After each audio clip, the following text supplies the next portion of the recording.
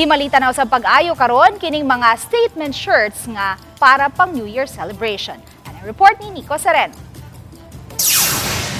Sa trade fair sa Osmeña Boulevard, busy kini mga staff sa pagpreparar sa ilang mga orders. Nagkapuliki sila sa pag-andam sa mga t-shirts nga may lain-laing mga disenyo para sa New Year celebration. May uban nga ang design nakabase sa umaabot nga Year of the Snake. Kasagaran sa mga baligyang t-shirts, color brown kay nakabase usab sa napanglantawan nga Color of the Year sa 2025 nga Mocha Mousse. Okay kay sa online. Sa online lang sa dire dili pa gyud ingon nga kuan kayo. Pero naa ginagmay. Naata sa online lang nato. Okay.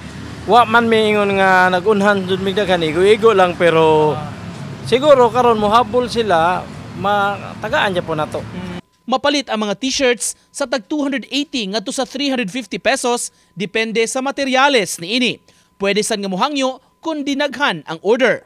Daghan pod mamalit sir. Daghan okay kaya daghan mamalit. Ang maong trade fair gimuntar para sa umaabot nga Sinulog Festival. Apan karon pa lang naka-display na sab ang lain-laing mga disenyo sa mga t-shirts haom sa dakong selebrasyon. Nahinangop ang mga manindahay nga nabalik na sa Osmeña Boulevard ang ilang display karon ug sa pagbalik sab sa venue sa Ritual Showdown diha sa Sports Center.